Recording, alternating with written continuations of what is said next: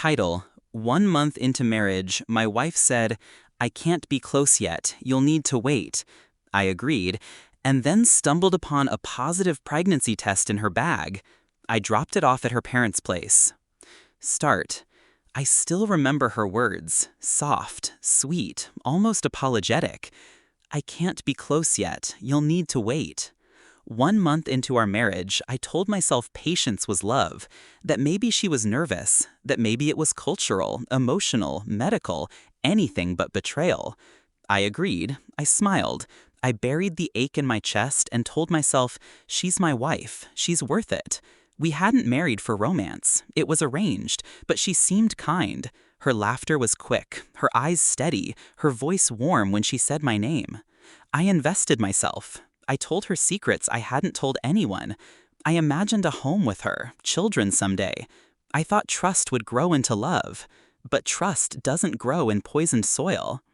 The shift came suddenly. I wasn't looking for anything. I wasn't suspicious. Her handbag had fallen open when she went to shower. A small white stick peeked out of a side pocket, wrapped in tissue. I almost put it back. Almost. But curiosity killed patience. I unwrapped it. 2 lines, clear, bold, positive. My stomach dropped. We hadn't touched, we hadn't even kissed properly. The air around me went still. I felt my pulse in my ears.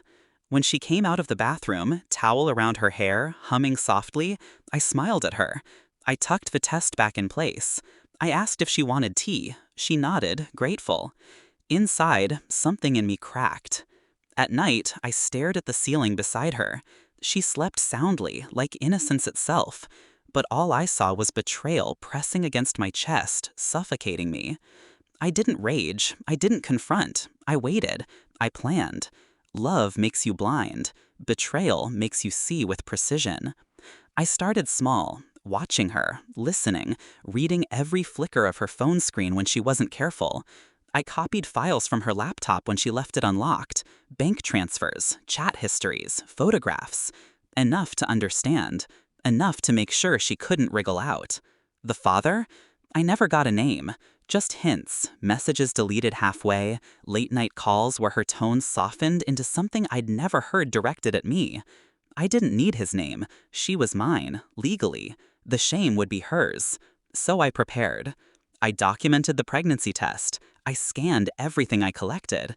I set up accounts in her name she didn't know existed, shifting certain funds to make her look reckless. And most importantly, I thought about how to expose her. A confrontation would only give her room to lie. I wanted silence. I wanted inevitability. I wanted her world to collapse under its own weight. The test was my first move. I dropped it in a small box, unmarked, at her parents' doorstep. No note, no explanation, just truth wrapped in paper. I waited. 2 days later, her closest friend came storming into our house. She screamed before the door even shut. "Do you even know what you did?" Her face was twisted with panic. My wife was pale, trembling. I leaned against the wall, arms folded, voice calm. What exactly did I do? The silence that followed was delicious. Her friend realized too late what she'd admitted. My wife's eyes darted, her lips trembling, her defenses crumbling. The trap had sprung. From there, everything unraveled fast. Her parents called. Their voices dripped with shame and accusation. She cried, begged, insisted it wasn't what it looked like. But I stayed silent. I let the evidence speak. I filed for annulment within the week, citing fraud and betrayal. The documents I'd prepared slid neatly into place. Her family tried to negotiate, tried to hush it, but the proof was undeniable. Her reputation collapsed. The whispers spread faster than fire.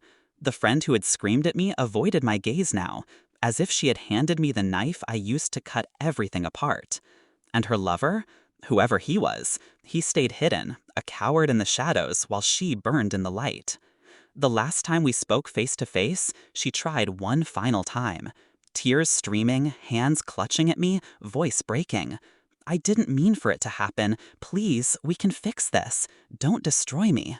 I looked at her, really looked, at the woman I once thought I could trust. I leaned in close and whispered, "You destroyed yourself. I just made sure the world saw it." Her sobs echoed after I left. Now, weeks later, I sit alone in my quiet apartment, paper signed, my name clear, her life shattered. I feel no regret, no guilt, only a cold clarity. Betrayal doesn't deserve mercy. She asked me to wait, and I did. I waited until the perfect moment to strike, and when I did, I didn't just end the marriage, I ended her mask. The truth is the sharpest blade, and I used it well.